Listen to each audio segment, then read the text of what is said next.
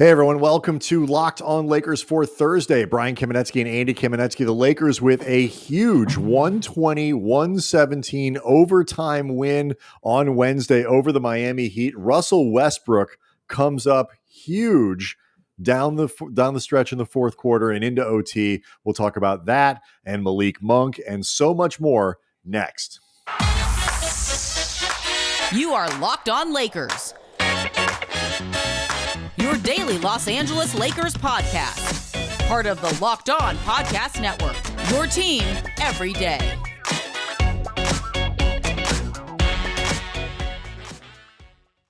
I want to let you know this episode of Locked On Lakers is brought to you by McDonald's, proudly serving communities since 1965. McDonald's has always been more than a place to just get tasty, affordable food. It's an unofficial community center. A big thank you to our friends at McDonald's for always being there. I'm loving it. I want to thank you as well for making Locked On Lakers your first listen of every day, Monday through Friday. We get this thing up for you and appreciate you guys tuning in bright and early, starting your day with Locked On Lakers, and encourage you obviously to find other shows. Look for the teams that the Lakers are playing, the Locked On Fantasy Podcast, Locked On NBA, tons of great stuff out there on the network. So we appreciate that. After us, obviously. After us. No, that's the second listen. We are the first one. Don't be second, third, fourth, fifth, seventh, whatever. But after this one. Big dogs right here. Yeah. Anyway, so that was the worst dog impression I think anybody. I was going to let it go, but as long as you acknowledged it, I don't know. Dog. I don't know what animal it was. It's late right now, but it's not that late. Has anybody ever seen a chicken? You've got a small child that presumably you teach animal noises to, because that's what you do to all kids. There's a reason, I guess, that your youngest, your daughter, can't make an animal noise to save her life. Nope, that's it. No, she thinks that's a dog. Anyway, I learned it from watching you, Dad. All right, so the Lakers kick off Wednesday's game at home against a very good Miami Heat team, a team tied, I believe, for the best record in the Eastern Conference, with obviously no LeBron James, no Talen Horton-Tucker, no Kendrick Nunn, but then no Rajon Rondo and no Austin Reaves, who were both out with hamstring injuries. So super duper shorthanded. Only 9 guys available, I think, at tip-off. Dwight Howard would make that 8 very quickly. Maybe we'll get into that. Dwight fouled out six fouls in. Well, let's not get bogged down in it early. But Dwight fouled out in 11 minutes and 22 seconds of play. The only reason I want to bring it up is during the Spectrum broadcast, there was a great stat they threw out. Shout out to our buddy Joey Ramirez, who uncovered this. Dwight's foul out was the quickest foul out since 2009, Andrew Bynum, also 11 minutes. I thought that was pretty quirky. Keeping it in the family. Very good. Yeah. All right. They were traded for each other. This was a game that the Lakers were set up to lose. I don't think there's any question about that. If you're looking at it, given the struggles that they've had, for the first stretch of the season, and very similar, I thought, Andy, to what they did against Charlotte, where they played an imperfect game the other night, but still won it in overtime. They came out and played a normal game. And I thought that was a really great sign. Like, they were in this one. There were something like 40 lead changes back and forth. It was a very tight game throughout. And nobody ever had a double-digit lead on either side. Yeah, it felt like a regular basketball game. And I'm thinking to myself, the entire game here, even as Miami started to pull away late, and forced the Lakers into a late fourth quarter comeback, like, they could lose this game and I still feel good about it. And then they came back and won it, and then you feel even better. Yeah, I mean, the Lakers caught a bit of a break in their own right with Jimmy Butler getting hurt in the first half. He hurt his ankle, but at the same time, the Lakers are so shorthanded. Like, I mentioned this just for context. I'm not looking to take away anything from this. Nobody could look at the Lakers. No, but it's I should have pointed. It's worth pointing out that Jimmy Butler only played 12 minutes. Yeah, I mean, and Bam Adebayo got into so much foul trouble in the first half. Udonis Haslem, there was a sighting he played 5 minutes in the first half. 5 minutes for UD. They also, I don't remember who it was on Miami that was orchestrating this, but somebody tried to set up Haslem with an alley oop that I'm pretty sure put him in traction. Like, It's one thing. Like we are the PJ Tucker had a phenomenal Oh my offensive God. rebound dunk that basically put the game into OT for Miami. And the basic reaction on Twitter was, I didn't know PJ Tucker could still do that. It was I'm not sure I knew PJ Tucker could ever do that. It was like, remember 3 years ago when Danny Green had that monster putback dunk? That everyone was Yes. like, I didn't know Danny What the Green hell could did that dunk. come from? Yeah, It I mean, that was like reminded me PJ. of the adrenaline that you like that these guys feel, like reminds you of like when you read the stories of somebody who lifts a car off somebody off the side of the highway, like when a just baby does superhuman. it. Yeah, exactly. It's like just the adrenaline, the human spirit and A adrenaline. baby not named Kal-El or anything Right. like But like that. look, and I think it is fair to say that the basketball gods, at least to me, smiled on the Lakers here a little bit. Miami missed 8 free throws the entire game. 5 of them, I believe, were in the last 50 seconds of overtime. Yeah. So I mean, like they caught some break. The Tyler Hero shot that could have tied it did everything but go in. The Lakers made a couple mistakes, or they got like look, but that what that's true of a lot of games. And I think the basketball gods might have owed the Lakers one. Yeah. Over the course of the year. And the big thing, and you pointed this out on Twitter at Cam Brothers as the game was going on, like the response here, given what we saw in Portland, the response to this game, the response from the Charlotte game, this could have gone either way, and the Lakers have pulled it back in a really positive direction. Yeah, I mean, this was something I know I harped on a lot on Monday's podcast, which was recorded after that Saturday loss. That was a game where they kept talking about whether Melo, whether Anthony Davis, Dwight Howard, Frank Vogel, that they didn't play hard enough. And as you pointed out, sometimes that can be code for a lot of different things, or just generic speak for, we didn't play well, but I'm not going to give you specifics. I felt pretty strongly this was them being dead honest and dead accurate in the assessment of a lot of what went wrong in that game. They didn't play well, and they happened to catch Portland at a very rare good time for this season. Damian Lillard looking to get out of a slump. But once they lost Anthony Davis in that game, when he had that stomach illness, you could see the team collectively just be like, screw it. Like, we don't have it, and it is not worth the effort to try to fight through it. And afterwards, all of those guys were pissed off at themselves, I think, for that. I think they really recognized, like, look, if we're going to lose, we're going to lose, but let's at least not lose in a way that we're just completely ashamed of ourselves. Like, it really felt like they were, if ashamed is too strong, somewhere in that neighborhood.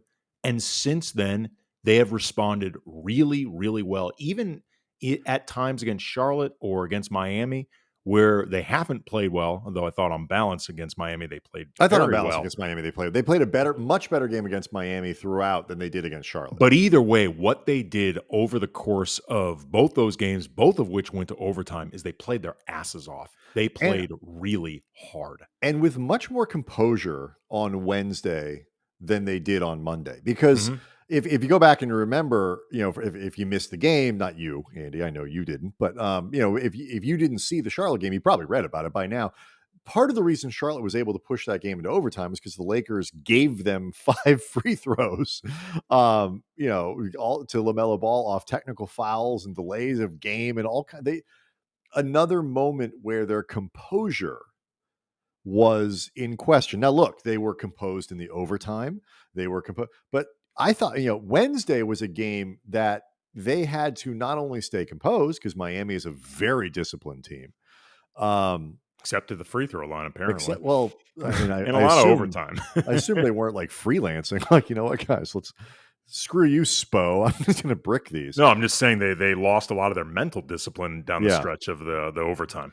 But they had to come back, and it was notable that both they were able to do that, but also kind of do the blow by blow back and forth thing. Again, I think it was 40 lead changes. Nobody with, like you say, more than a 10-point lead throughout the game.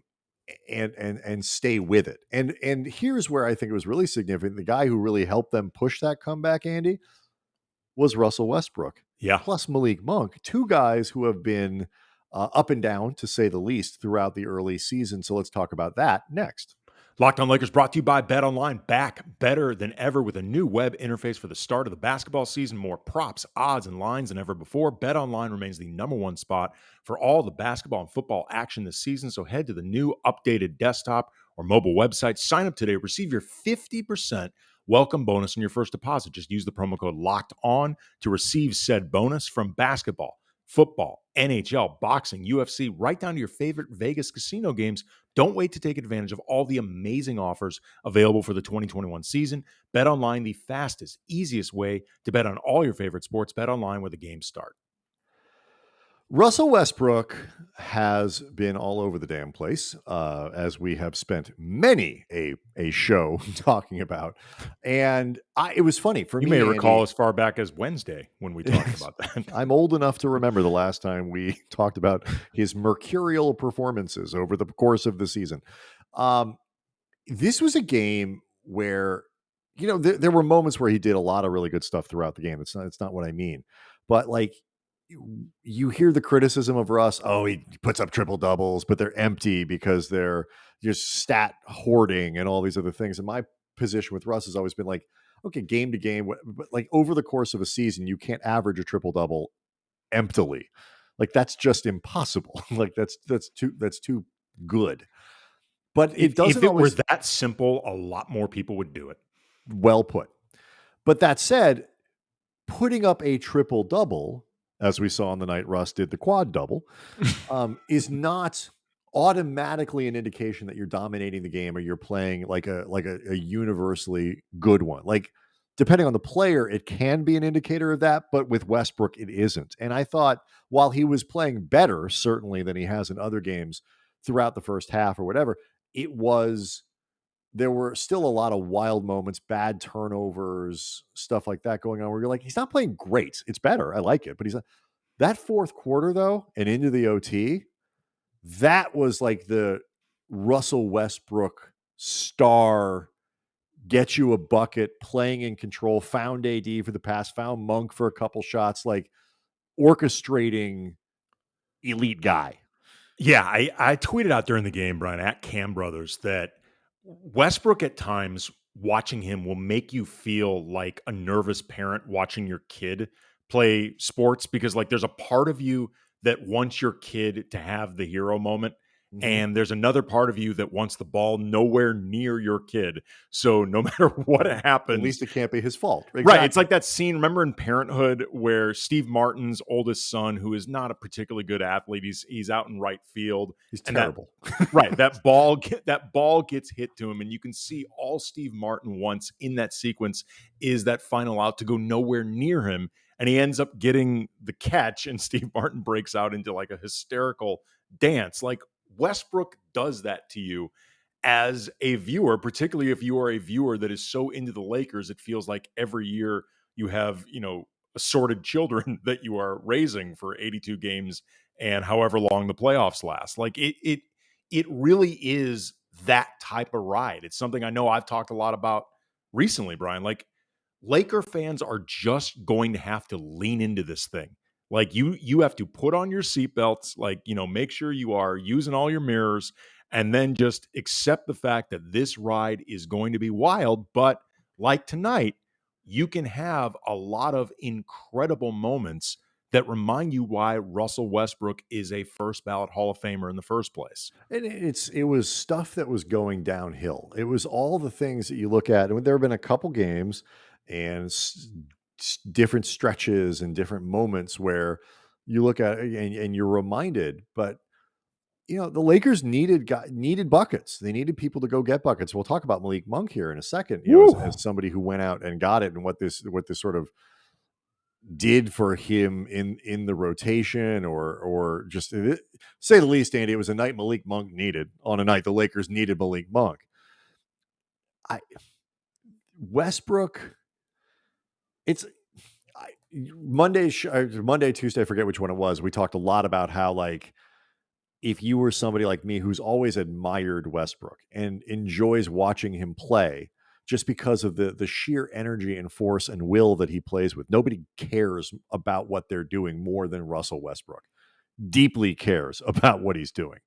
Um, it's still really uncomfortable when you watch it every day and it's tied to a team that you're following, whether or not they win or lose. Like it's extra, as the kids would say. Yeah, as I said to you back when this news broke, you think you want to see him every day. But you don't. No, I you're don't right. think you No, actually no, do. no. Don't meet your heroes. If Don't you're meet really your this big heroes, of, Andy. yeah, if you're really this big of a Westbrook fan, you might want to keep it more of a sporadic visits. But like the other part of it is like, the intellectual part of your brain understands that like first half Russ is not second half Russ over the course of his career. Certainly not over Yeah. the last couple, especially you laid that out in Tuesday's show in detail.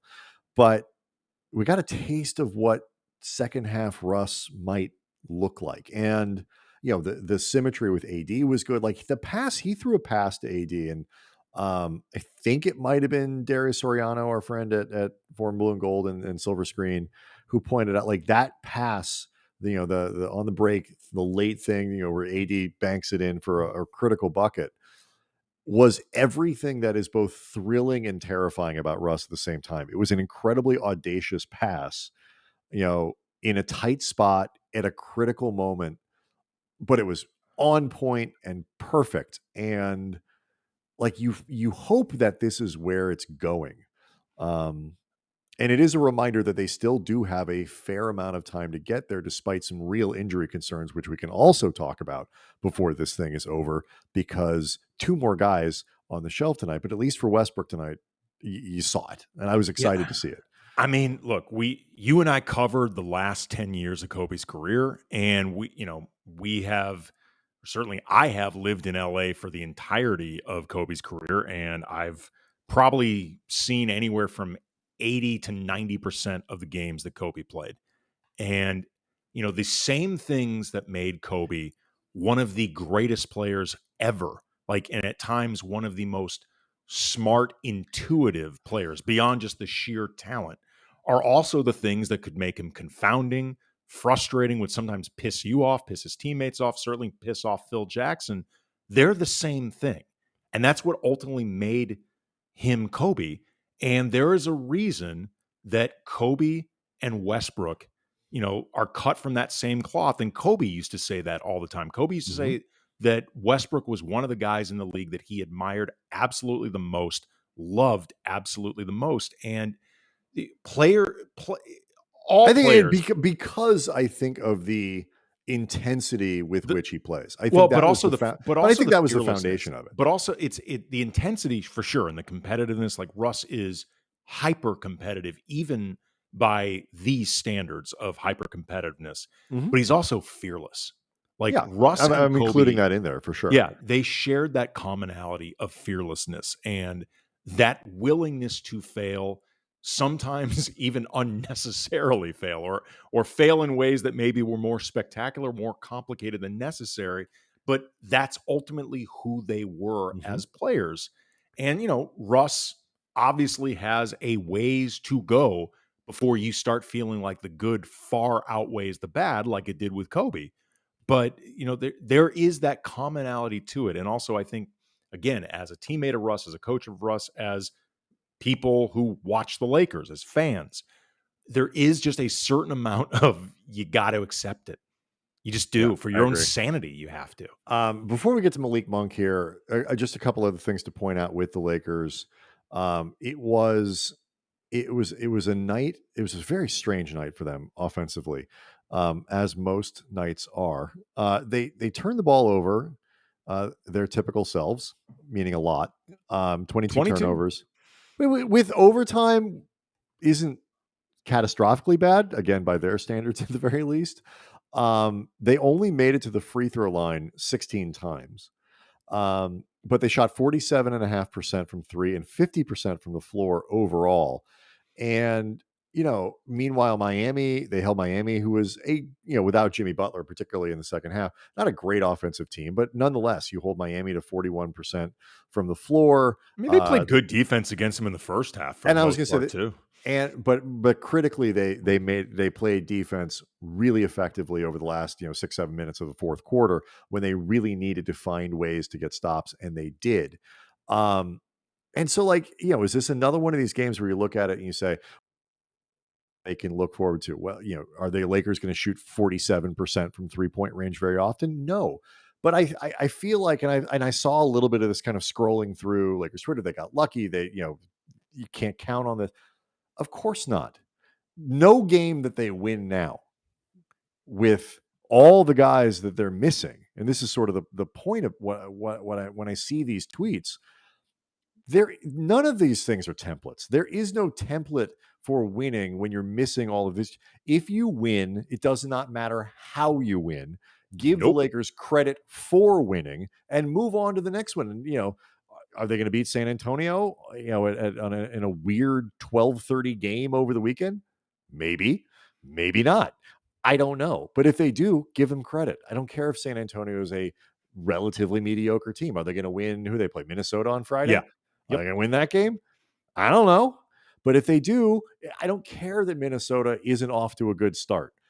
The way the Lakers are constructed right now, if they win, don't look for the template. Don't look for the thing that is going to be repeatable over and over and over again. Just be like, you know what? They found a way to win. Live in the now, baby. Yes, under difficult circumstances. And one guy who definitely found a way to live in the now and now the hell through out of this game in that regard was Malik Monk. 27 points on 10 of 13 from the floor. Let's talk about him next. Locked On Lakers brought to you by McDonald's, proudly serving community since 1965. McDonald's has always been more than just a place to get tasty, affordable food. It's a place where friends, family, they come together to reconnect. It's a place you always look forward to stopping at on a long road trip. You rest your legs, you recharge, you refuel, get back out on the road feeling good. Win or lose, it's where the home team or the away team, they get together. You might see the Lakers and Heat at a McDonald's tonight because, frankly, they earned it. You and I used to always get taken there by a Grandma Nini after Little League, after soccer games, sit down with those cheeseburgers, the fries. You get the fries with all the different McNugget dipping sauces. That's the best way to go. So head to your local McDonald's, refuel, reconnect. Did somebody say it? Locked On Lakers watch party? Ba-da-da-ba-ba. Real quick, for a Brian. second just about how nutty it would be if you walked into McDonald's and Rob Pelinka just brought the team or Frank Vogel just brought the guys in after a big win.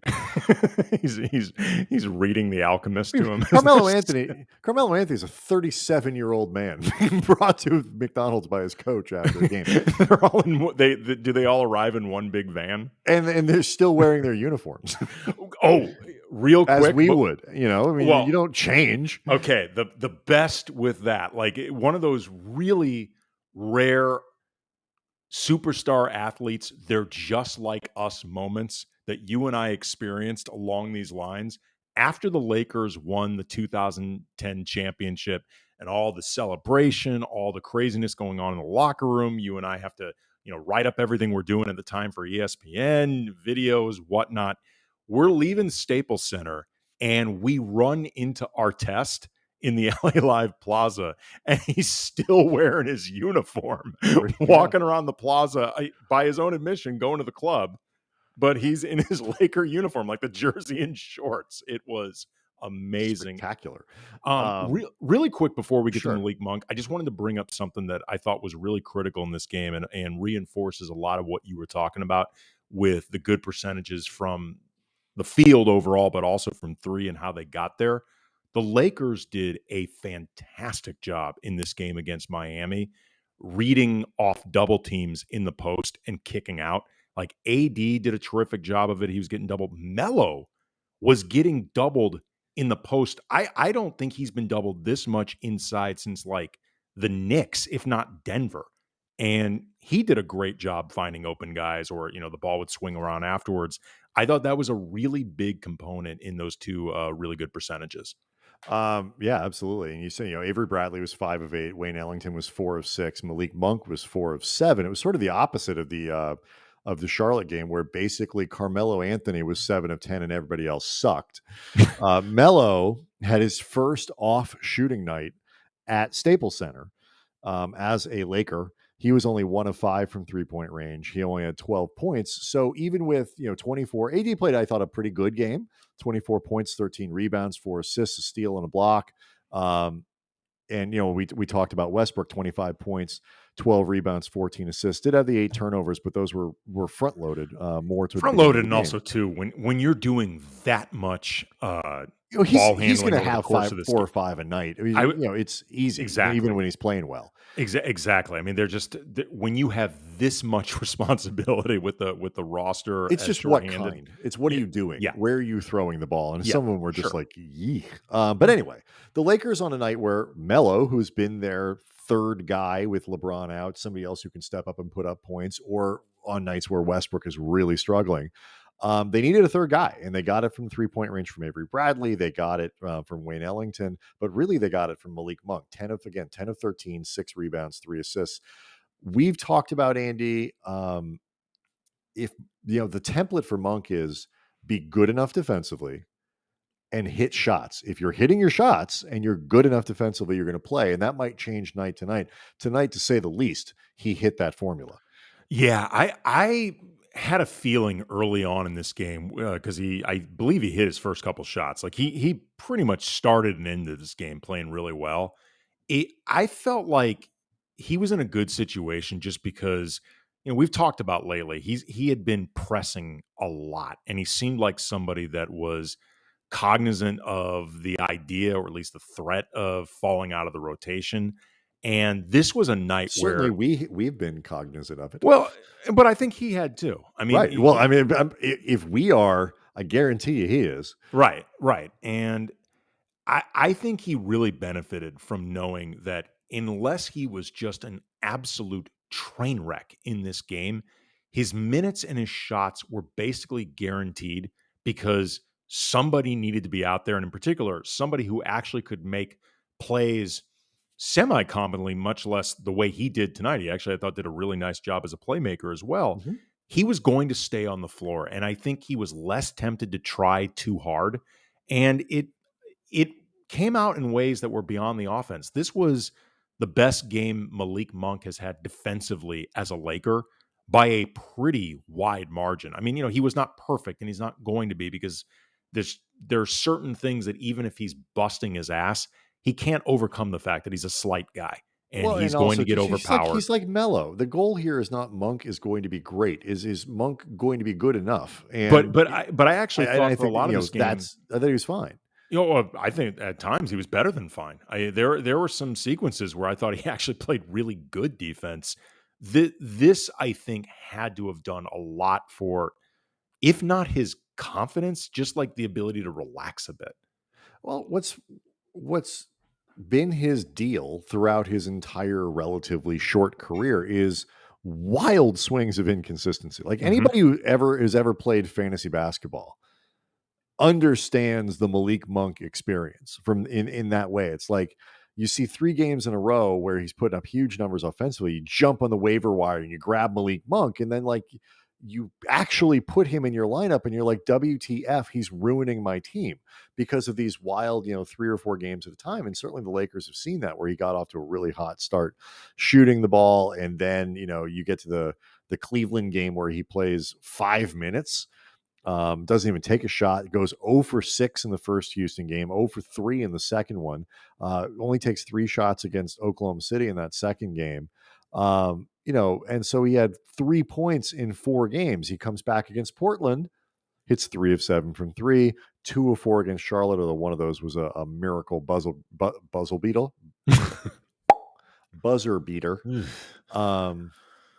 And but then tonight, Wednesday night against Miami is 4 of 7. Like it's ironing out that inconsistency so that you can be a relatively reliable offensive performer, again, while being adequate on the other side of the ball.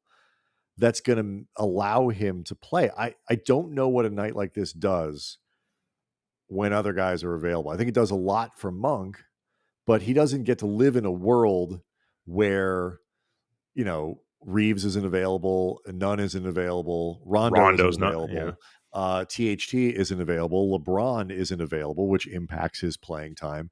Like, all of those guys not being around means that Monk gets to play 34 minutes. He doesn't get to live in that world, even if he's playing well. And so, how does he adjust to it? How does Frank Vogel adjust his tolerance to some degree of Monk? I'm not even lobbying to get more playing time.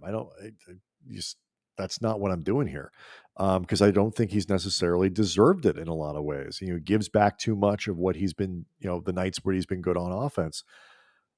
But like, it's another one of these fascinating moments the Lakers are in. Like, I don't know what to do with this performance because it doesn't show me he should be playing 25 minutes a night, but it does show me what he's capable of and why the Lakers were like, let's go get this guy, because at $1.5 million, there are going to be 5 nights over the course of the season where he does this and helps you win a game. That's worth the money right there. Well, what I think it does do for Monk is removing Russ from this equation, because he's his own category. He's one of the big 3 on this team. With the possible exception of Kendrick Nunn, there's nobody else that is strictly a backcourt player that can theoretically do what Monk did in this game. And seeing it is, proof positive. And I think that is, like, offensively being able to be that dynamic as an overall scorer, but also the ability to do some playmaking and then, hopefully do no harm defensively. Again, we'll see when Nunn gets back. But, THT is at this point not exactly categorizable. And also he's going to have to do more small forward stuff and, maybe even 4 at times, times 2. He's going to be all over the place. But I think that if you're looking for like sort of what do you make of it, it's all right. This is what I can do. You ain't got many other people, especially with Bazemore is in a wicked ass slump right now. We'll talk about him maybe on Friday's show. It's flown under the radar. Kent Bazemore. He did not play in the fourth quarter. And I want to say, how many minutes did he play on Wednesday? Not many. 22. It's flown under the radar. Right. It's flown under the radar because there's been so much else going on with this team. Bazemore sucked recently. He has really, really struggled offensively. Last thing I wanted and I think defensively, he's just struggled, period. Last thing I wanted to point out, just for those keeping score at home, Anthony Davis hit a 3 in this game. First 3 since October 29th versus Cleveland. Yes, that's not good. And also, for all of the issues with this team, they are 3-0 in overtime.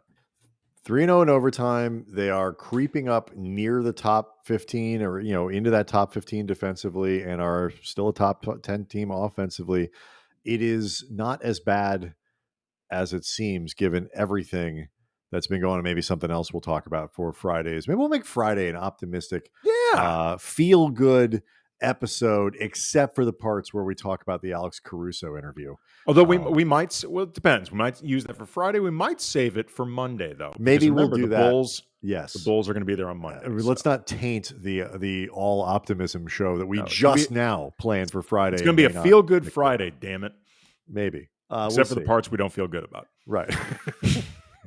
But anyway, I want to thank everybody again for making Locked On Lakers your first listen of every day. First listen. All that other stuff comes second. We come first. We were like Kobe. We eat first, and everybody else can eat second.